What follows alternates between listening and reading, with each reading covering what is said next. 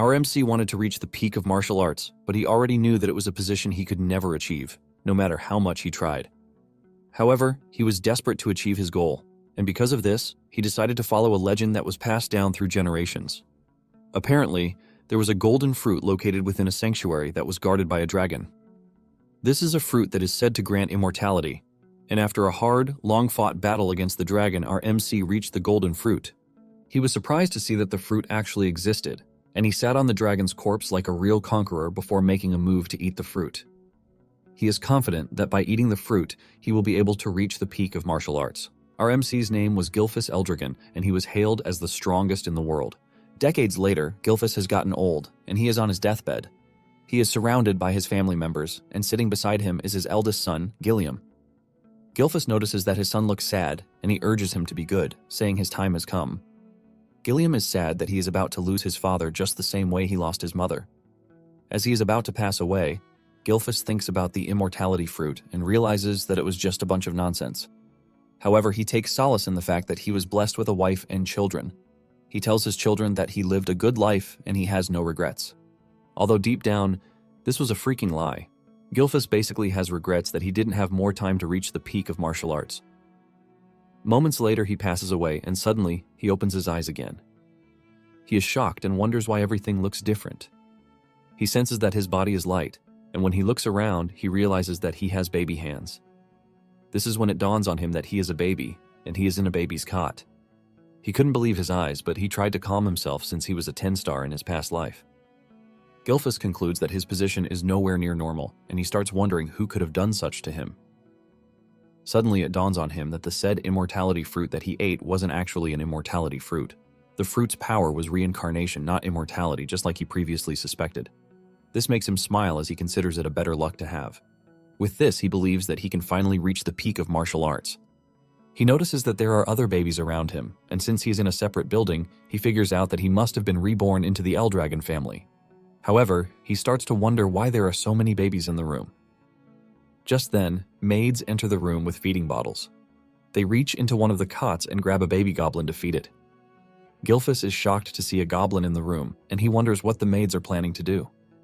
After feeding the goblin with a red substance, the goblin explodes, spilling blood on Gilfus's face. He is shocked to see this, and fear crawls through his body as he tries to figure out what is inside the bottle. The maids then decide to dilute it a bit and continue giving it to the kids. Gilfus is soon grabbed by a maid while he is still trying to figure out what it is that they fed the goblin that caused it to explode. He can clearly see that the content of the bottle is not milk, but it seems to be overflowing with magic. He cannot believe that the maids are feeding babies with something so dangerous. The maid pushes the bottle into his mouth, and when he gets a taste of the bottle's content, Gilfus finally realizes that it is ancient dragon's blood. He cannot believe how insane they are for making babies drink dragon's blood. He finally realizes why they said they are going to dilute it. He decides that he needs to spit it out, but remembers that he has swallowed it a little bit. However, he concludes that a little amount will not kill him. He notices that the other babies are also spitting out the substance and decides that this is the best thing for him to do before he explodes. Just then, it dawns on him that he might be making a mistake by spitting it out. He realizes that if he absorbs all the magic power, he might end up surpassing his past self and finally reach the peak of martial arts. He doesn't have a clue what is going on, but he decides to use the situation to the best of his ability. He drinks everything in the bottle with a face determined to show everyone why they shouldn't mess with him. Even the maid is shocked to see that Gilfus is happily consuming the dragon's blood that is being fed to him. The maid is also glad that things are working in their favor. After he is done drinking the entire bottle, he is placed back in his cot, and he realizes that the other babies also survived the ordeal. Just like a regular baby, he starts feeling sleepy from enjoying a good meal. 7 years later, Gilfus is seen practicing his strength skills by placing a boulder on his feet while doing a one-handed push-up. He reaches 1,000 push-ups before pushing the stone away into the distance. He stares at his bulked body, and he admits that he loves it. Apparently, Gilfus is now named Zeke Eldrigan. Zeke attributes all the strength he has to the quality of the dragon blood that he consumed. The dragon's blood seemed to hold a vast amount of power, and even the babies who ingested just a little gained bodies, which are far stronger than those of regular humans. Thanks to the divine dragon's true source power that he had already absorbed in his past life, Zeke was able to take in every drop of the ancient dragon's unique power. Zeke was able to go through a transformation that left him himself shocked.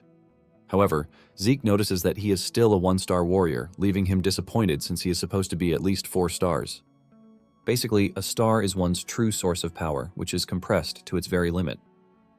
One envisions their body as a universe and lets the stars move within. It turns out that the difficulty increases with each star because the more stars, the greater the strength. And Zeke, in his past life, managed to reach the rank of 10 stars, which made him the only person in the world to ever do so. It has now been 7 years since Zeke was born as the son of the current head of the Eldragon family, but he is an illegitimate child. His mother had already died, and his father never once showed his face. Zeke cannot believe that he has a piece of trash as his father. Apparently, he reincarnated a millennium later, where the world has become a place for the weak to die at the hands of the strong. There is also a strange ritual known as the Dragon's Trial. Only babies who survive drinking the blood are supposed to be trained as Eldragon warriors, but Zeke has not received a single training from anybody.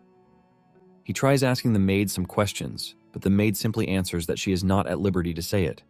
Zeke vents out to the maid, reminding her that those who pass the trial are supposed to get combat training, but he is surrounded by only maids and not a single instructor in sight. The maid acts like a doll as she asks Zeke if there is anything he requires, but he says no. Actually, Zeke can handle himself since he is currently focused on building his body more than getting combat training. Zeke then asks the maid if she can give him information about the other children in the main family, but the maid gives him the same reply, which is that she is not at liberty to say. Zeke tries to twist his way around to get an answer, but the maid maintains her answer. Zeke is pissed as he wonders if this is the only thing the maid can say. Zeke then asks the maid if he is at the house to be mistreated, but the maid debunks this, saying they have been ordered to tend to his personal needs. Zeke notices that the maid is a 3-star fighter, and for combat training, she would help him. Since the maid is not being helpful, Zeke decides that it is time for him to head into the forest. He can't believe that he has been living with a maid for 3 years, and they have no real connection. Zeke expects a reply, but he gets none from the maid, who seems to now be ignoring him. Zeke gets into the forest and eats a bunch of poisonous herbs, which obviously taste awful. However, he doesn't care as he considers it a part of his training. Suddenly, he notices that there is a faint trail following him. He wonders why someone would be trailing him and would not show up to say something. He ignores whoever it might be and focuses on what is coming in front of him. Suddenly, he notices an angry boar in front of him. It dawns on him that the black mist coming from the person trailing him didn't exist in his past life, leaving him to wonder what it is exactly. Nonetheless, Zeke shows himself to the boar, and just as the name implies, it charges towards Zeke. Zeke grins when he realizes that he has the boar's attention. Zeke takes the perfect stance to easily dodge the boar, and once the boar is right in the open, Zeke lands a punch to its gut. This leaves a terrifying impact that smashes the boar's insides and one-shots it. Zeke is impressed that just a light tap from him, who is a 1-star, was able to take the boar out. Zeke then concludes that the quality of the star is what matters, not the quantity. Zeke grabs the boar and puts it on his shoulder as he heads back home. Zeke talks about how he is already tired of staying alone and he thinks of going on an adventure. However, he realizes that the sea will be the only place he can go, even if he wants to go anywhere. Meanwhile, the strange dude who was trailing Zeke is shocked that he was able to take out a boar with just a single punch without ever receiving an ounce of combat training. In addition to this, he can't believe that Zeke actually noticed that he was hiding. He basically concludes that Zeke is not a normal kid. Since his mother died very young and his father had no interest in him, he concludes that there is no way Zeke could have received a proper education. However, he isn't allowed to run away since he is the child of the family head, and because of this, he has been kept under surveillance. The strange dude realizes that things are getting very interesting at every turn. Zeke returns home and notices that there are visitors at the house. He can sense the strength of these visitors, and he wonders what it is that they want from him. He walks to the door to eavesdrop on their conversation, and from what he can sense, there is no killing intent from them.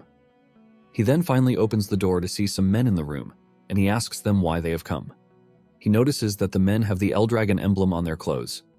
This gets him even more curious, and he wonders what the men want from him. Just then, the men tell him that they have come to take him because he needs to undergo an examination. Zeke almost loses his mind when he hears this, since no one told him about any freaking examination. Soon afterward, Zeke is taken to the main house. He never expected that he would come back after 1,000 years since he had been away from there. Zeke is dressed in a school uniform by the men who came to the house. It turns out that he was brought to the main house not for luxury, but to attend the academy known as Dragon's Nest. This was an academy that was established by the Eldragon family, and everyone born in the family aims to enroll in the academy.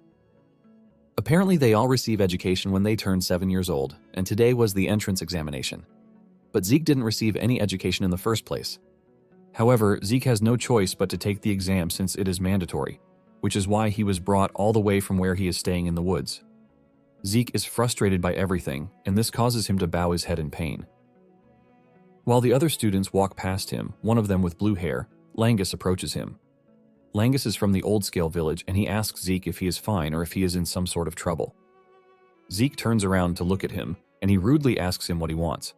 Langus appears to be a timid person, as he tells Zeke that he was only trying to help since he looks like he is troubled. Zeke is shocked by Langus's approach. He can sense that he is the shy type, but he notices that he has some power running through him. Zeke gets on his feet and apologizes for being rude.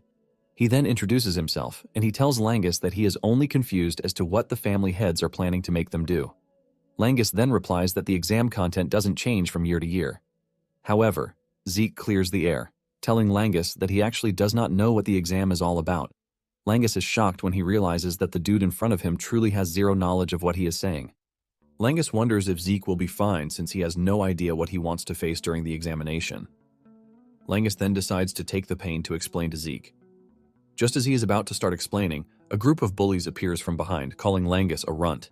Even Zeke is shocked to hear someone calling Langus a runt. The bully group turns out to be led by a dude, Retin, and he is also from Old Scale Village. Retin makes fun of Langus, asking him why a runt like him is coming for the examination when he can go home and just play around. Langus still fails to catch the diss as he replies that he has come for the examination, but this only causes Retin to scream at him. Retin tells Langus that he is a piece of trash and that there is no way someone like him will ever get into the academy. Retin continues having a laugh at Zeke as he reminds him that his father is a mock dragon. Zeke notices that Langus is pissed as he can see that he has clenched his fist. Apparently, the Eldragon family has a hierarchy, which is established by an absolute monarch. The rookies are known as lesser dragons, the common soldiers are known as young dragons, and the captain class are the adult dragons. Sitting at the top are the elders, or executive class, and they are known as the elder dragons. However, there is a level at the bottom which is reserved for trash, and they are called the mock dragons. The mock dragons are those who failed to enter the dragon's nest or those who could not graduate from the academy. They are basically referred to as fakes, but Langus wants to prove that people like him are not fakes. Zeke then decides to join the conversation, and he asks Retin how he knows that Langus is trash when he hasn't even undergone the examination. Retin is shocked by Zeke's interference, and he asks him who he is and if he has a problem with him. Zeke replies that he is cool, but he just wants to know why Retin thinks it is impossible for Langus to enter the academy. Retin then replies that people like Langus are weaklings. Zeke is shocked to hear this, and he simply tells Retin that Langus is stronger than him and his gang of trash. This pisses Retin off as he asks Zeke if he is implying that they are beneath someone like Langus. Before the entire thing can blow up, an examiner shows up to tell the students that the entrance examination is about to begin. He tells the applicants that they are required to pick a number tag after registering. Retin stares at Zeke with so much disgust, promising that he is going to remember his face. Zeke is surprised that Retin is already pissed, and he wonders why the current youth are short-tempered. Langus is surprised to hear Zeke say this since they are all of the same age. Langus then adds that anyone would get mad if they were called weak. Zeke then asks if the exam is mandatory, but Langus mentions that he is free to withdraw if he thinks he lacks the ability to participate in it. This comes as a surprise to Zeke, but this further proves to Langus that Zeke knows nothing. Langus then advises Zeke to withdraw since he might get hurt during the examination. Zeke lets Langus know that he has no intention of withdrawing. Langus is surprised to see how confident Zeke is even though he has no idea what the exam is all about. Zeke then suggests that they get a move on before the exam begins. Momentarily, all of the applicants are gathered. The examiner stands in front to tell them the details of the exam. He lets them know that all they need to do is leave a scratch on the rock in front of them to pass the examination. However, no weapons aside from the ones provided by the examiners are allowed. To make it interesting, they are allowed to use their bare hands as long as they can make a scratch on the rock. The examiner then reveals that they all have 3 attempts each, but Zeke doesn't see this as a particularly difficult examination. Langus is horrified to hear this, and Zeke wonders what the surprise is, since all they need to do is get a scratch on the rock. Zeke was already expecting some crazy examination because of the trial that they put them through by having them drink dragon blood, but with what he is seeing, Zeke is highly disappointed. The examiner then orders the examination to begin. The first applicant walks up to the rock and slashes it with all his might, but this shatters his sword and leaves a loud bang that almost deafens those who are present. Even with all the strength that he put into it, he was unable to leave a scratch on the rock. The boy crashes to the ground in pain, and the examiners ask him if he is willing to use his remaining 2 attempts, but he is in so much pain that he can't. They declare this a forfeiture, and he is taken away. Zeke then notices that Langus is acting all weird, and he wonders why this is, since the exam appears to be easy. Zeke then asks Langus about the rock. Langus reveals that the rock is called the Regeneration Stone, and it can repair any minor scratch instantaneously. It also has the ability to reflect a damage impact by 100 times over if attacked with brute force. Zeke concludes that the rock is pretty outrageous. Langus then mentions that one can actually leave a scratch on it if the ether source power within a person is properly circulated. With what he just heard, Zeke figures out that it basically falls on the proper handling of the ether source power rather than the individual's martial arts skill. Zeke takes a glance at the participants and he figures out that there is a considerable number of applicants who should be able to pass the exam. He notices that Retin and his guys are also strong enough to pass the exam. From where he is sitting, he can hear the applicants failing one after the other after their arms are broken from trying to leave a scratch on the rock. Momentarily, the examiner calls on number 315, which is Zeke's number. Langus fears for Zeke and he urges Zeke to withdraw, but Zeke assures him that he will be fine. Zeke steps up, and once the examiner sets his sight on him, he senses an immense pressure and aura coming from Zeke. Zeke is asked for a choice of weapon, and Zeke replies that there is no need for one as he plans to use his bare hands. The examiner asks him again if he really doesn't want to use a weapon, and he says yes, assuring the man that his fists are enough to do the job. When the other students hear this, they start making fun of him, saying there is no way he is going to be able to get a scratch on the rock with just his fists. Even Langus doesn't believe in Zeke, as he genuinely believes that his arms and fists might get ripped off. Langus starts blaming himself, saying he should have tried to stop Zeke from participating in the exam. Since Zeke has made up his mind on what he wants, the examiner tells him to proceed. Zeke checks out the rock and admits that it is made up of a mineral he hasn't seen before. He concludes that it is something that formed after 1,000 years. He realizes that there are a lot of things that he doesn't know yet, but he decides to shift them all to the future. Zeke powers himself up, ready to punch the rock. With the amount of power he generated, he believes that it should be enough to do what he wants to the rock. The technique he prefers to use is called the Dragon Slayer combat technique form. A bright yellow aura forms around his body and arm as he smashes his arm into the rock. This shatters the top of the rock at impact, leaving a loud noise and a cloud of dust. Everyone is surprised, but while everyone is closing their eyes, the examiner's eyes remain open, acting like a big deal. Zeke heaves a sigh of relief, but notices that the technique is a bit advanced for him at his age. He checks out his arm to see that it is bleeding, and his uniform is also ripped. Instead of praising himself for breaking the rock, Zeke concludes that his training isn't enough. The other students are left to wonder how he did it. On the other hand, Retin is just mad that Zeke was able to smash the rock. Langus is left picking his jaw from the ground since Zeke is the last person he expects to pass the exam. Even the examiner considers what he just watched an impossibility because only someone who is a 4-star rank or higher should have been able to shatter the Regeneration Stone. Since Zeke is an illegitimate child, the examiner wonders if he somehow inherited the powers of the house. The examiner also figures out that he has seen the move that Zeke used somewhere else. Zeke then walks up to the examiner asking him how he fared in the examination. The examiner lets him know that he has passed, and he is given a bottle with a green substance in it. Zeke asks the junior examiner about the contents of the bottle, but the dude just stares at him with hatred, telling him to move away. Zeke just assumes that the bottle is a reward for passing the test. Zeke returns to his newly found friend, and Langus praises him for how amazing he was. Zeke then asks Langus about the bottle, and he reveals that it is a healing potion. Zeke is confused when he hears this, and Langus mentions that it is a normal grade healing potion. Zeke checks it out one more time and realizes that the substance doesn't look poisonous. He starts wondering if the said healing potion might actually be an elixir. Apparently, an elixir is a potion that is made from very rare materials, and it is combined with herbs that grow only in secret realms. In addition to this, pure elixir cores from divine and phantom beasts are added. Drinking the elixir basically heals old and recent wounds instantly, while also boosting one's ether. However, refining the elixir is very difficult since its ingredients are very difficult to find. This is why it rarely appears on the market. Zeke then consumes the healing potion, and just as expected, his torn arms heal back up. Zeke is blown away and realizes that the healing potion is really an elixir. Langus then says he has no idea what an elixir is. but the Eldragon healing potions are much better than the ones obtained from stores. Langus considers this a normal thing, while Zeke is entirely blown away, since all of his injuries healed instantly. However, he notices that there is no ether surge like when he takes an elixir. Langus then tells Zeke that he is quite impressive, but Zeke doesn't believe this. Zeke checks out the bottle and realizes that it is basically what human knowledge has been able to create for over a millennium. Langus then reminds Zeke that he is pretty strong, and Zeke replies that he aims to be the strongest, so he is not surprised. Retin and his gang of bullies soon step forward to take their test, and they all pass. Zeke is not surprised by this, as he already knows that they are going to pass. Finally, applicant 414 is called, and this turns out to be Langus.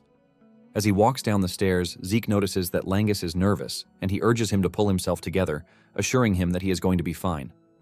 Langus basically turns around, telling Zeke to stop raising the bar so high. When Langus reaches the test site, he picks up a sword, leaving Zeke to wonder what the dude is actually doing. Langus takes a deep breath and launches his sword strike at the rock. However, he fails to leave a scratch and he even falls down in the process. As usual, the examiner lets him know that he has 2 more trials. Langus then gets back on his feet to try again, but the result remains the same. He falls to the ground in tears, wondering if he is about to fail just like his bullies told him he would. Just as expected, Retin and the others are already laughing at him, saying the child of the half-dragon will always be half-dragon. They urge him to give up while reminding Zeke that he earlier said that someone as weak as Langus is stronger than they. The examiner then tells Langus that he has just 1 more try. They ask him if he wants to try again, and Langus starts to stutter as he falls into a state of total darkness. Just then, Zeke's voice appears from the darkness, asking him what he is doing. Langus turns around in confusion, and Zeke suggests that he use a spear instead of a sword. Langus is still confused by this, and Zeke says he means what he said. Zeke berates Langus for using a weapon that doesn't suit him. Zeke assures him that no matter how many times he tries, he won't be able to make a dent in the rock using a sword. Retin and his friends start laughing at Zeke again, saying Langus was taught to use a sword from when he was a kid, and he never took spear lessons. At the same time, they believe that Langus will still remain his pathetic self, even if he switches weapons. Zeke then asks the examiner if they are allowed to change weapons mid-test. The examiner assures Zeke that there is no problem in doing this. Zeke smiles at Langus, telling him that he is free to go ahead and use a spear. Zeke stands as a proper motivational speaker, asking Langus if he is ready to leave like a loser, but Langus says no. Langus then gets back on his feet as he tells Zeke that he will take his suggestion and try using a spear. Apparently, Langus's father wasn't allowed to enter the dragon's nest, and he was always at the receiving end of mockery. Even with all of these, he never gave up, and he still made sure to raise his son well. Because of everything his father did for him, Langus is willing to prove that he is not fake. He remembers Zeke saying he will always meet the same result no matter how many times he uses a sword. He hasn't known Zeke for long, but he is choosing to believe in him. However, he doesn't know how he is supposed to use the spear, and Zeke just tells him to thrust it straight. He urges him not to think hard about it and just do it. Langus knows it is impossible for a first-time spear wielder to just hit the regeneration stone and damage, but he will never be sure if he doesn't try it. Even though he just met Zeke, he is choosing to trust him. Since Zeke believes in him, he also wants to do the same.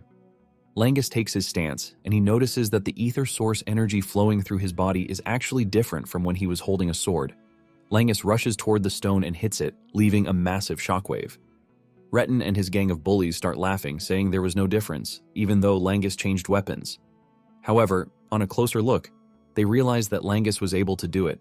They are shocked when they see this, and even the examiner cannot believe that Langus actually pierced the stone with the spear. Zeke is proud of Langus, and he claps for him. Langus cannot believe his eyes when the examiner records in his book that he has passed the test. Langus is forced to ask again to confirm, but Zeke hugs him from behind, assuring him that he actually did it. With tears in his eyes and happiness, he hugs Zeke. Retin and his boys don't want to believe that Langus actually passed the test, and they all believe that it is a stroke of luck. The examiner then screams at the top of his voice, telling the applicants that the exam is over and what is next is the entrance ceremony. When Zeke hears this, he is surprised. He can't believe that scratching the rock is the only test that they are going to require of them. Langus then tells Zeke that there might actually be another exam after they enter the academy. Zeke then asks Langus what they are supposed to do since they have passed the test already, and Langus reveals that the heads of the Eldragon family will show up to give the participants their congratulatory words. Just then, a bunch of aura farming men appear in the distance, walking toward the students. Among them is a dude who catches Zeke's attention, and he asks Langus who the gloomy dude is. Langus cannot believe that Zeke just trash-talked the family head. Zeke doesn't hold back as he calls the family head an ugly dude, but before he can say anything further, Langus covers his mouth with his hand. Langus begs Zeke to be quiet and not say anything, and even though it is hard, Zeke decides to keep quiet. Zeke stares at the men, who are considered to be the Eldragon's forces. He is impressed because there are a couple of decent dudes since they are mostly 6 stars. However, the head of the family, Balza Eldragon, is an 8-star warrior, which makes him a big deal. Back in his time, there were just a few 8 stars in the world, and Zeke wonders just how many will be left. Zeke then tells Langus how he feels. He lets him know that he doesn't like Balza. He doesn't even care if the man is his father or not. Just then, Balza steps forward with an overwhelming aura to address the students. He only says a few words to the students, and this is him telling them to become the flesh and blood of the Eldragon. However, these words carry a crushing weight alongside his aura as all of the students except Zeke start to tremble. Even Langus complains of how hard it is for him to breathe, but Zeke feels nothing from Balza's presence. All he can feel toward Balza is pure hatred, even though he doesn't know why. After he is done addressing the student, Balza turns around to leave. Another elder then takes the reins, telling the students that the head of the house is expecting great things from them. This person catches Zeke's attention too, and he starts to wonder who the blonde-haired elder is. Zeke figures out that Balza's departure has reduced the tension on the students a bit, but they all remain composed from the aftermath of Balza's presence. The examiner then steps forward to reveal that they are going to announce the dormitory assignments. Zeke is shocked to hear this, as he thought they would all be going to the same place. Langus then decides to explain to him since he knows nothing. He tells him that the academy has 4 dorms. The students are assigned to one of the 4 dorms, which are the East, West, North, and South dorms. Momentarily, Zeke hears his name and he stands up to leave. He tells his new friend to take care of himself, and the two exchange pleasantries before he leaves. Zeke has been assigned to the academy's East dorm, and he is surprised to see how much things have changed in over 1,000 years. He follows the directions written in the note in his hand to navigate his way to his room. He is worried that his roommate will be mad that he is coming in late, and this all happened because he got lost.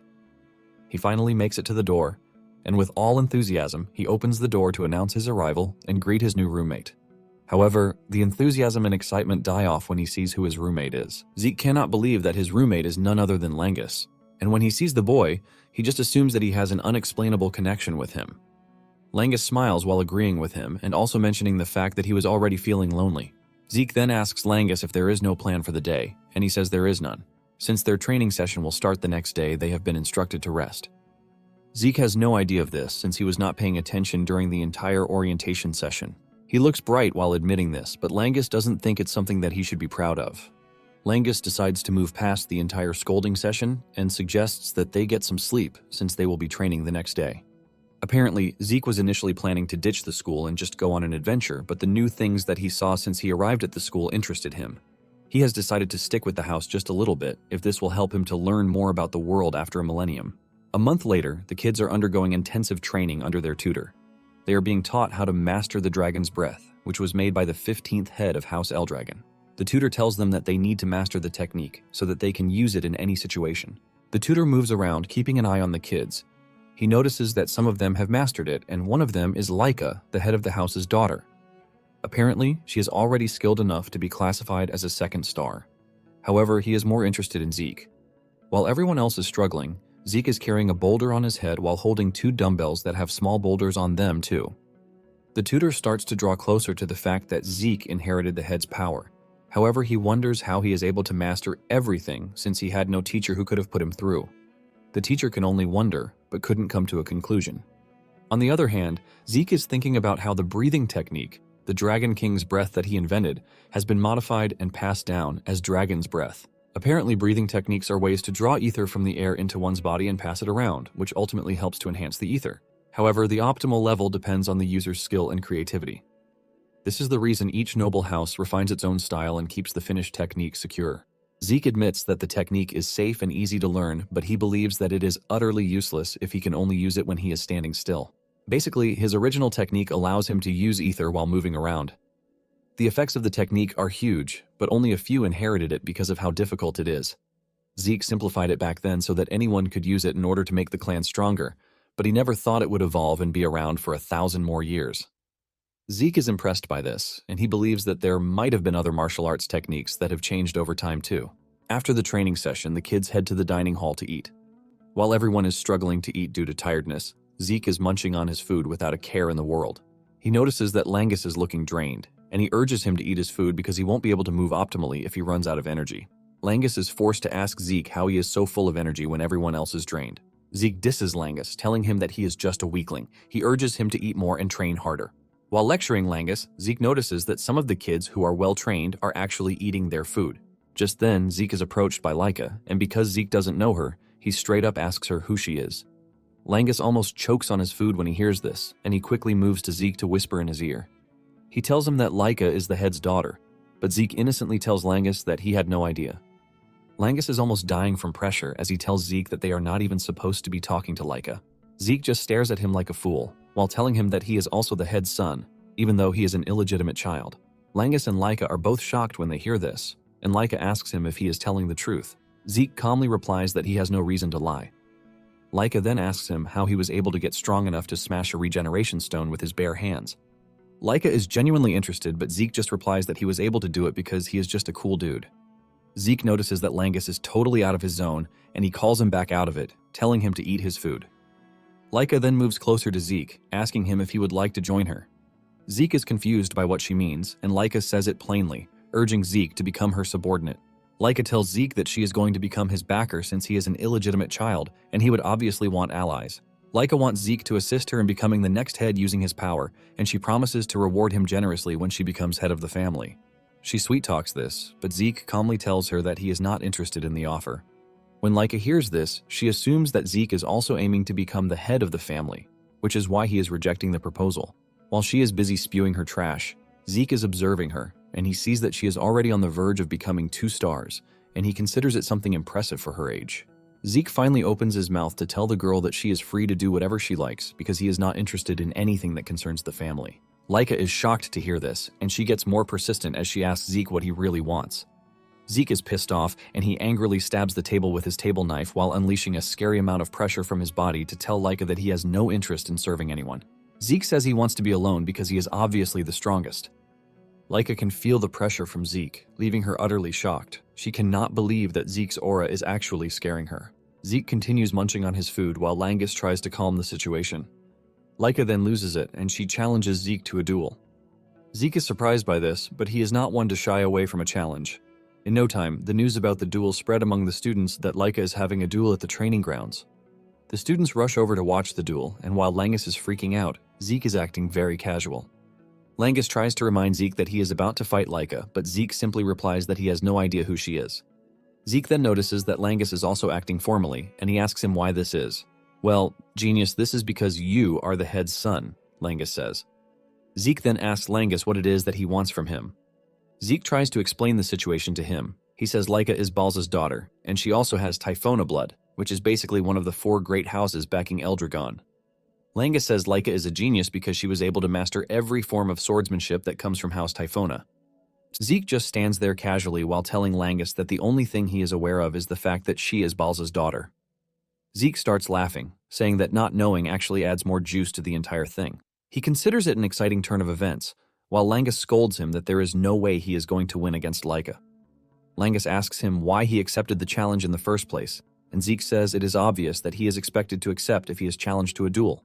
In addition to this, Zeke stares at Laika, and he concludes that she looks readier for the duel. Laika then screams at Zeke to stop chattering while staring at him with her sword pushed into the ground like a proper warrior, and asks Zeke if he is ready to be taught some really good manners. Since the two are ready to fight, Langus leaves the arena for them. Langus urges Zeke to be careful as he runs away. Now that they are alone, Zeke asks Laika why she is so hell-bent on fighting him. Laika replies that she is aiming to be the next head of the house, and to claim the said seat, she wants to defeat Zeke and make him serve her. Zeke is shocked when he hears this, and he starts wondering what it is everything has to do with him. Laika is surprised that Zeke is acting all nonchalant, and she asks him if he doesn't know the truth about his family because he is an illegitimate child. Zeke is about to tell Laika that he knows when she cuts him off. Laika explains that, including Zeke, there are 5 heirs competing to be the next head. Zeke is the only one who doesn't carry blood from one of the 4 great houses of Eldragon. The key point is that whichever house produces the head, which means they are all striving to be the best in the academy. And to stand against her brothers, Laika says she needs more allies. The whole explanation leaves Zeke totally confused, but he manages to grasp the point of it. Laika lets him know that she is fighting to secure her place, and without wasting any more time, she lunges toward Zeke. She is determined to defeat Zeke, and with her sword she tries to land a hit on Zeke, but he subtly steps back. Zeke dodges the strike, but the sword strike leaves the ground shattered. Laika is not ready to give up as she stands up again to attack Zeke. She swings her sword frantically and with great power, leaving the spectators totally amazed. They commend Laika for being so great with the sword, even if it is just a training sword. As if she can hear the spectators cheering for her, she increases the intensity of attacking Zeke. However, Zeke simply leaps around the arena, dodging her every strike. The spectators, on the other hand, are blown away by how powerful Laika is, since she is the child of the family head. They are confident that Laika will finish the match in time. Unknown to them, Laika is already getting frustrated because all Zeke does is jump around to dodge her strikes. Zeke puts little to no effort into dodging Laika's attacks, forcing her to question her inability to land a hit. Zeke commends Laika for actually being fast, and the kind of technique she is using also appears to be great. Zeke even adds that she is performing better than regular one-star warriors. Laika gets mad and screams at Zeke, telling him to fight instead of just talking. Since this is what Laika wants, Zeke decides to give her a taste of his strength. Zeke easily dodges her strike before punching her in the chest. The punch sends a destructive wave through her body, causing her to cough up blood. Laika falls to her knees in pain, leaving the other students shocked. In pain, Laika looks up and asks Zeke why she can't land a hit on him when she is supposed to be much better than him. Zeke admits that she is faster than most one-stars that he has met, but he lets her know that she is still nothing but a one-star warrior. Laika then argues, reminding Zeke that he is also one star. Zeke explains that he can easily read her movements thanks to the way she breathes, the twitch of her muscles, and even the shift of her eyes. In addition to this, he has way more experience than her. Zeke explains this in such an arrogant way that it forces Laika to get back on her feet. She dashes towards Zeke again with her sword in hand, ready to tear his head off, but even with the surprise attack, Zeke still dodges by acrobatically leaping backwards. This leaves Laika clearly open to Zeke's attack, and Zeke punishes her by punching her straight into the far wall. She hits the wall and leaves a huge cloud of dust covering the area. The spectators are left shocked when they see this, as they wonder if Laika actually lost. Langus is excited when he sees this, and he rushes back into the arena, telling Zeke how incredible he is. However, Zeke tells Langus that the fight is not yet over. Zeke is impressed that Laika is actually able to withstand his blow. When the dust clears, Laika is seen struggling to get off her knees with a battered body, but she is not ready to give up. Langus tries telling her to stop because she might end up worse. Zeke then tells Langus to step back because things are about to get more serious, and if he gets injured, he is not going to be responsible for it. Zeke had suspected it, and now he confirms that Laika has reached 2 stars. Laika gets on her feet, and a blaring aura swirls around her. The spectators immediately figure out that Laika has reached 2 stars. The 2-star realm is one where the wielder can project true source power outside the body for martial arts. The projection is basically what is known as aura. Laika appears stronger, and she thanks Zeke for pushing her to be able to reach 2 stars. Enraged, she dashes towards Zeke, ready to strike him down. Her sword follows a golden trail of aura, and Zeke admits that she has gotten stronger and faster. Zeke continues to toy with her until he misjudges her strength, and he ends up getting cut on the face. Laika notices that he is left in awe, and she uses that to boast about the strength of a 2-star. She assures Zeke that he's about to face the true Thunder Spirit Greatsword arts. Zeke, on the other hand, is excited because he will finally get to witness something he hasn't seen in the past. He is absolutely hyped to see what Laika has in store for him. Laika then activates her Thunderlight Flash technique that hits Zeke before he could even move, leaving him totally shocked and with questions of how Laika is able to wield lightning. Zeke admits that Laika is quite insane, but Laika doesn't see any form of regret coming from him because he is smiling. Laika angrily activates another technique, striking Zeke, leaving him to come to the conclusion that whatever Laika is doing is just too much for him. He knows that his body can't take what Laika is doing to him just yet, and while he is still trying to gather information on his current status, the spectators are all amazed. They never expected someone who is a 1-star warrior to stand toe-to-toe with Laika. Zeke figures out that Laika's movements haven't changed much, but her upgrade to 2 stars has given her a sudden explosive power. Zeke is forced to admit that Laika is doing pretty great, in addition to the fact that being covered in lightning the way she is doing it was basically impossible 1,000 years ago. With the way she is moving around, Zeke figures out that he could land a counterattack, but he is curious to see her full power. so he is ready to take the hits till then. Laika is pissed that Zeke still has the effrontery to be smiling even when he is in such a bad situation. She concludes that Zeke is brimming with confidence and decides that she is going to take that confidence away from him. She dashes toward him with an even deadlier and faster technique that Zeke couldn't dodge. Zeke watches as the attack hits him, and he is thrown into the wall, leaving a loud explosion that gets everyone watching worried about his well-being. The dust clears off, and Zeke is still on his feet with a smile on his face. This pisses her off again, and she strikes him with another lightning bolt attack to get him on his knees. Langus comes running over, telling Laika to stop the attack, but Laika refuses, replying that Zeke is on his feet. Laika claims that she can't stop because that would only crush his pride. Laika promises to go easy on Zeke if he surrenders and swears loyalty to her. However, Zeke remains mute, and Laika can clearly see that even though he is not a legitimate child, his pride as an Eldragon remains in him. Since he is acting all pompous, Laika decides that she is going to use everything she has to finish off the fight. She activates the Thunder Spirit Greatsword Arts, the Heavenly Thunder, and she strikes him with it. Zeke cannot move from where he is, and he is dealt the entire force of the strike. His body is hit with so much lightning that he screams out in pain. Once the attack is over, Zeke crashes to the shattered ground, unresponsive. Laika finally pushes her sword into the ground, believing that the match is over. To her greatest surprise, she hears Zeke's voice behind her, saying he finally understands how things work. Laika turns back, and to add to the surprise, Zeke's body is now sparkling, pointing out the fact that he can now use electricity. This shocks her and also leaves her asking why Zeke can use electricity. Zeke is also shocked because he didn't know that this is what they call electricity. He walks toward Laika with pride, telling her that he actually has no idea how he is able to do it. However, he was intentionally leaving himself to get hit so he could study Laika's power, and before he knew it, he could use it already. Even with his explanation, Laika is still ultimately confused because what Zeke says should be impossible. All Zeke knows is that as Laika was hitting him with her attacks, he was constantly using his Dragon King's breath, and the lightning energy ended up reacting to his King's breath. This eventually built up lightning inside him, and in no time, he found himself controlling lightning. Zeke tells Laika that he might not know all the details, but he figures out that Laika has a rare body since the Greatsword art is a family technique.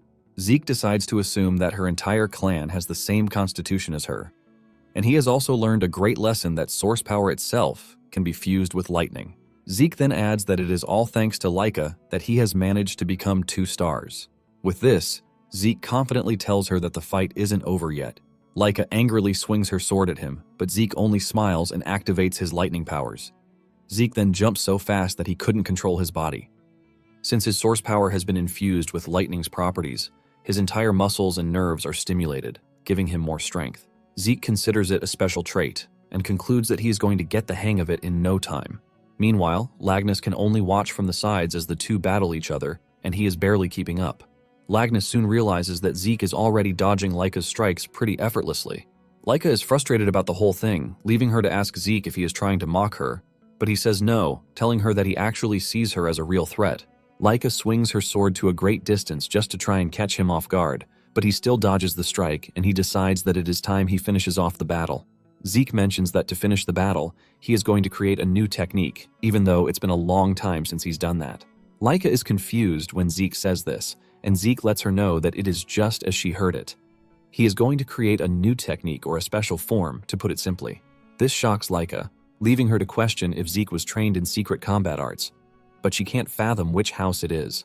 Zeke notices that she is completely lost in her thoughts, and he uses the opportunity to charge toward her at great speed. Zeke hits her with his newest technique, the dragon-slaying arts, Tempest of Thunder.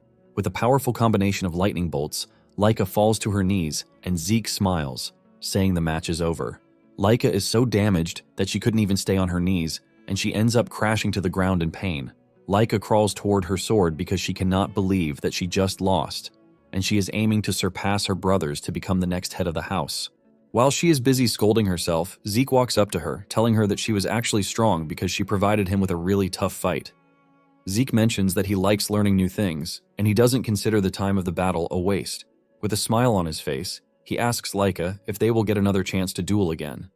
In fact, he wants them to still engage in another duel in the future, but while saying this, Laika is just staring in horror and shock. A few hours later, Laika's father, Balza, is seen in a dungeon, wiping out monsters as if they were nothing. Just the first form of his dragon combat arts is enough to take out a whole horde of monsters without stress. He is doing his thing when a messenger enters the dungeon to tell him about the latest report concerning his daughter. He lets Balza know that his daughter, Laika, has advanced to 2-star, but Balza is not moved by this. The dude tries telling Balza that Laika's advancement is a really huge feat for her age because, as things stand, she might reach 5-star before she graduates. Balza then clears the air, saying talent is nothing unless it is put to use. He urges the dude to come back with more news when she has finally used her new power. Just then, the dude tells Balza that Laika just lost a fight, and Balza assumes that she fought a senior. However, the messenger tells him that the person who defeated Laika was his illegitimate son, Zeke. Balza remembers Zeke because of the woman who birthed him. Balza admits that Zeke's mother actually had talent, but he knows that his mother was long dead before he was born. This leaves him wondering how he was able to acquire the skills that he used in defeating a 2-star. The messenger then mentions that the beautiful thing about the entire thing is that Zeke got to 2-star on his own. He didn't have anyone mentoring him, but he kept pushing forward.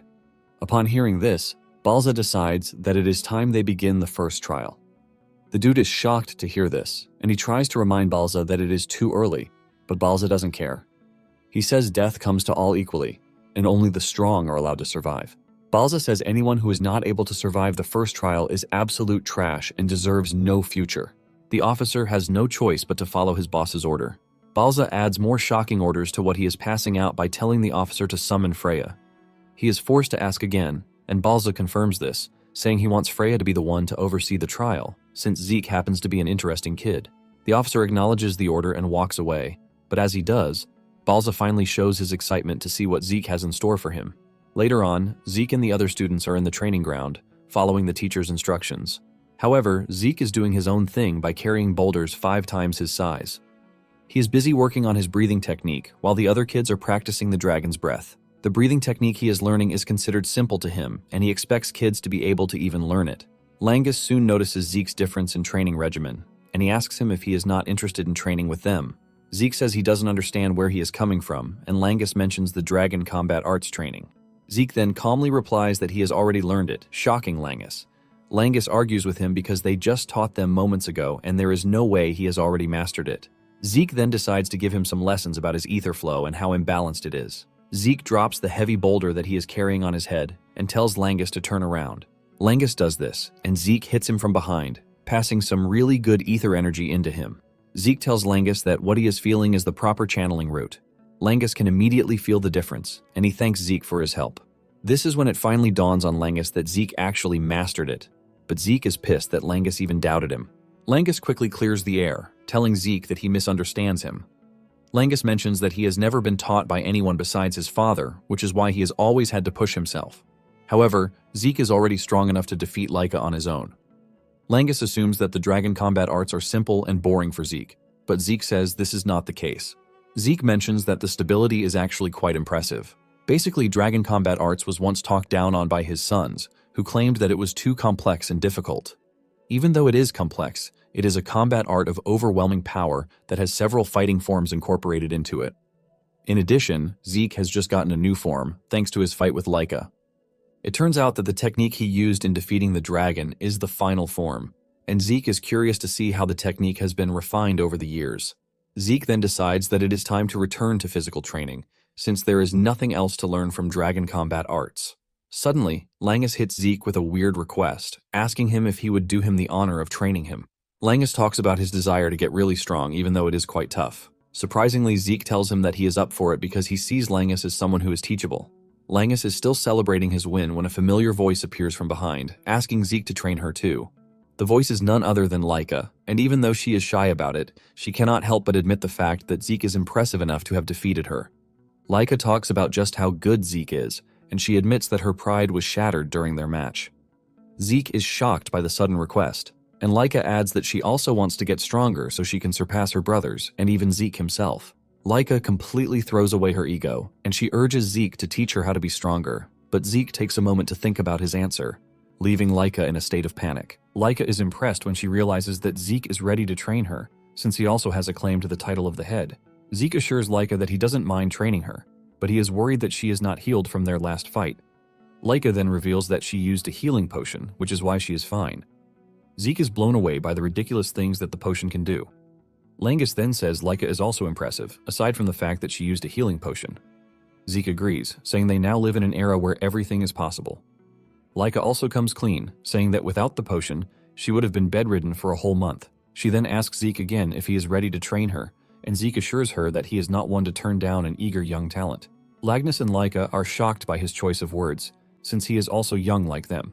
Zeke nervously moves past the matter to avoid further questioning from the two. Zeke then asks Laika if she is sure about receiving training from him because he is the one who beat her up in the first place. Laika replies that she doesn't mind because she is not in a position to care about status or pride. She is ready to do whatever it takes to get stronger and claim the position of head for herself. Zeke then asks her why she is so obsessed with being the head of the family, because this was the same thing she was shouting when they fought. Laika then confesses that failure to become the head of the family means the only path for her is marriage. And talking about marriage, it is going to be a political one, which is pretty obvious. She is going to end up marrying one of her cousins, or a dude that she has never even met in her life. Zeke is shocked to hear this, and Laika explains that the Eldragon bloodline is valuable, especially for the 4 great houses. She says the true source of their power is pretty unique, which is why they are going to use the ladies in whichever way they please. Zeke bursts out in rage when he hears this because he never believed that the family would treat a human being like breeding stock. Zeke swears that he will be the one to put an end to the trash culture and tradition. Suddenly, the instructor calls the students' attention to the fact that there is a new instructor in town. He tells them that the said instructor came even though she was very busy.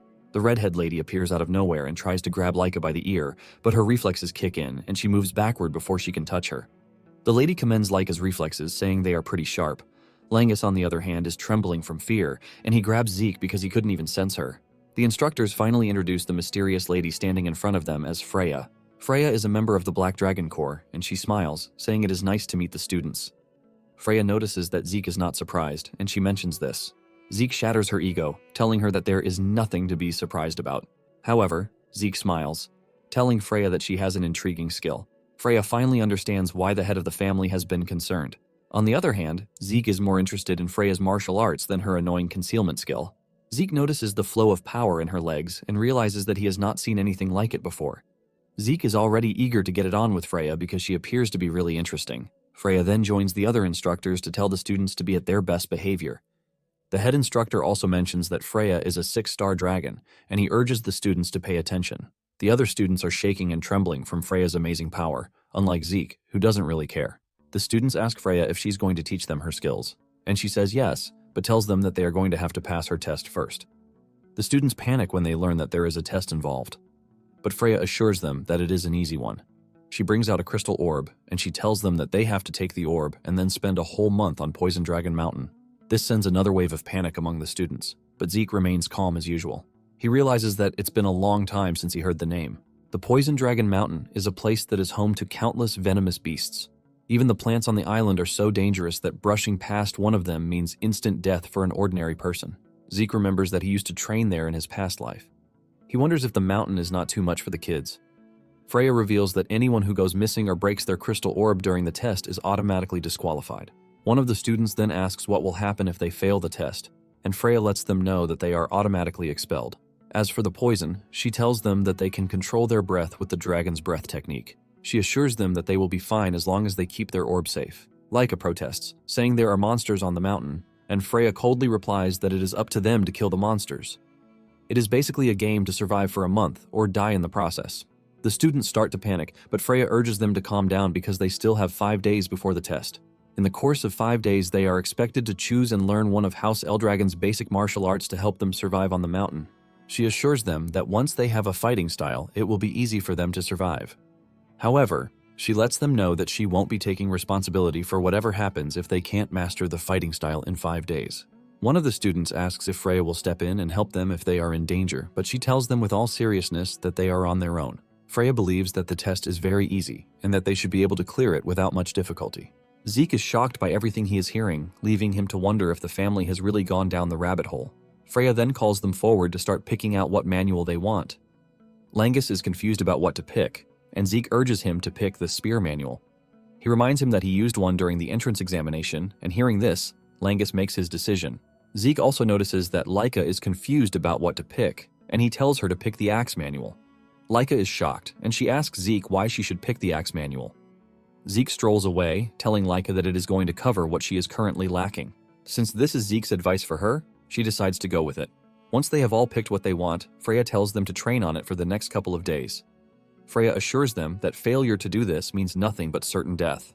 Suddenly, Freya adds one more rule to make things spicy. She tells them that during the test, senior students from the inner building will be trying to steal their crystal orbs. The seniors who will be joining them have just one job, and this is to steal their orbs. Freya then tries to make things make sense by saying there are more of them, so they should be fine. Langus almost loses his sanity when he realizes that they will be fighting monsters and upperclassmen at the same time. Laika admits that she is going to struggle against the upperclassmen because they are all 2 stars or higher. Since she is going to struggle, she believes that most of the students are going to die during the test. Zeke agrees with Laika but urges them to form pairs of 2s or trios if they can't handle the situation alone. Zeke mentions that there is no rule against teaming up against the seniors, so they should be fine. Langus then asks Zeke what he plans to do, and he reveals his intentions to go solo because this is more fun. Laika initially wants to protest against this, but suddenly remembers that Zeke is that guy, and he might actually be capable. Zeke smiles as he strolls off, suggesting that they get some food to eat. 5 days later, the students gather at the mouth of the mountain, and they all have their weapons with them. Freya is also present, and she loves the weather conditions because it is perfect for the test. Once she is done gloating, she declares the test open. As usual, Lagnus is nervous, and he wonders if it is okay to team up with Laika since he is not from a noble family. He is doubting himself when he hears another commoner like him, Celine, mention that she is also in Laika's group.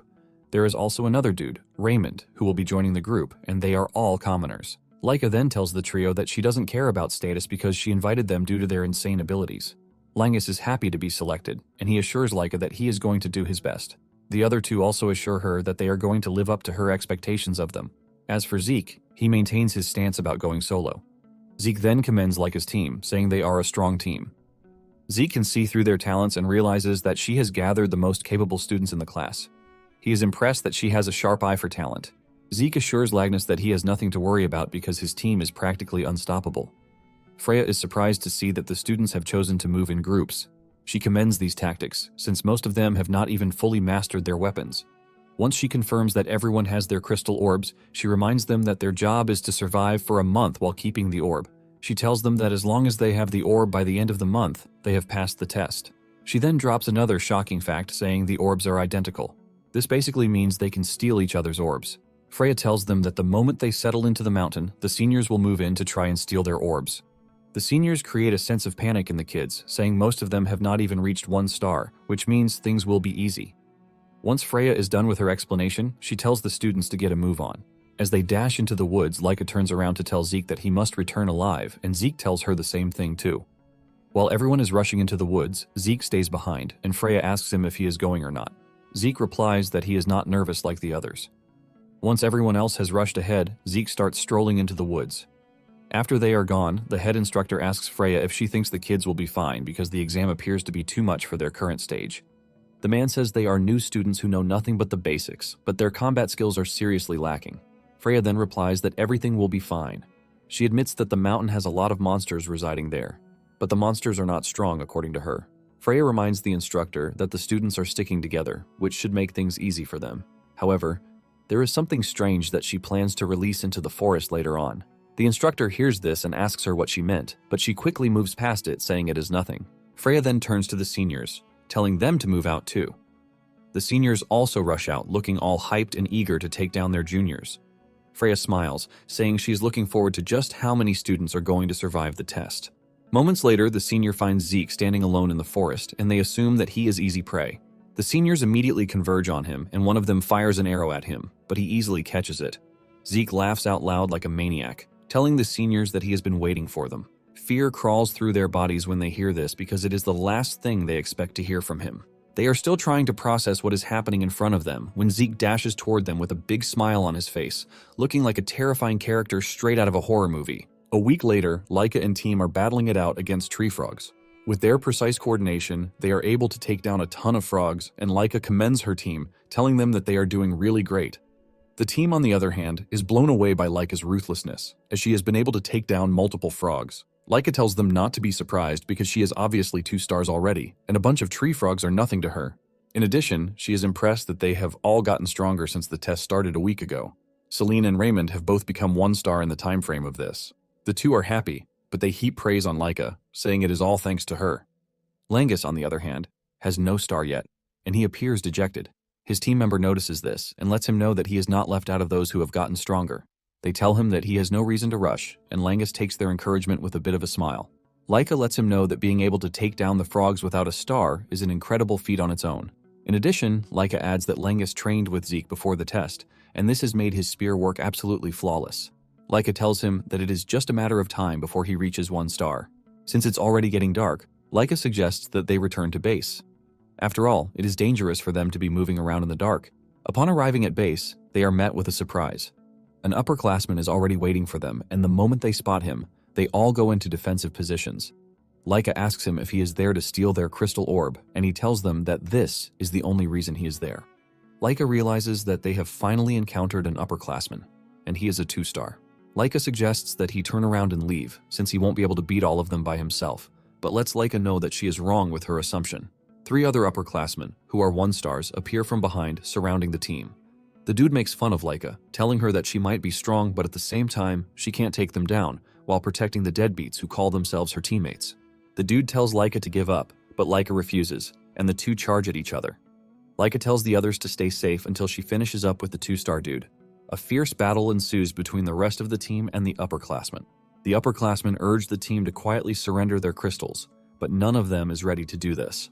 Langus finds himself facing off with one of the toughest 1-stars there, and he starts contemplating what to do. His mind flashes back to the conversation he had with Zeke. He asked Zeke what to do when facing off against a powerful opponent. Zeke crushes his hope and tells him to just give up. This shocks Langus, and Zeke points out that it is the most natural thing to do, since he has absolutely no chance of defeating a 3-star or even a 4-star by himself. However, he lets him know that he might have a bit of a chance if he is going up against a 1-star enemy.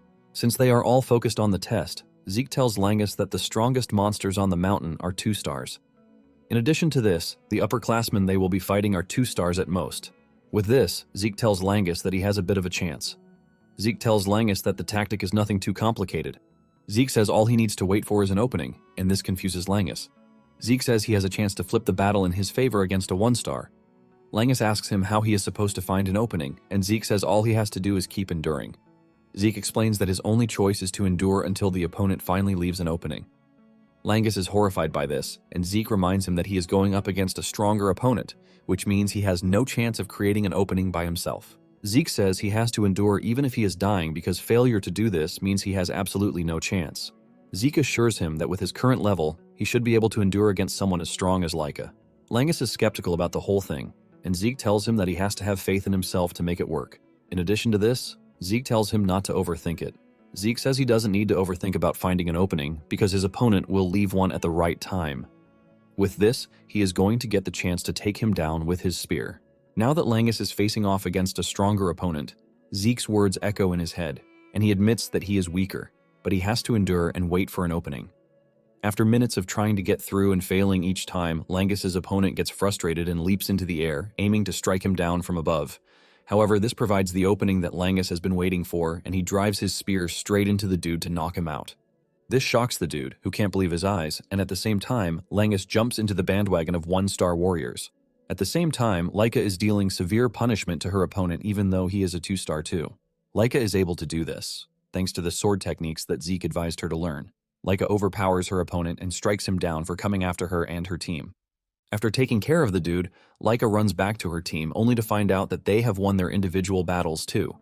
The team celebrates, and they also congratulate Langus for reaching his 1st star. He appreciates the gesture and admits that he is very happy. Laika is confident that they now have a better chance at handling tougher opponents now that everyone on the team has a star.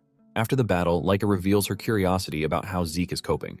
Unknown to them, Zeke is beating the upperclassmen up like they are a Cherokee drum, and those who can escape from him basically categorize him as a terrifying monster.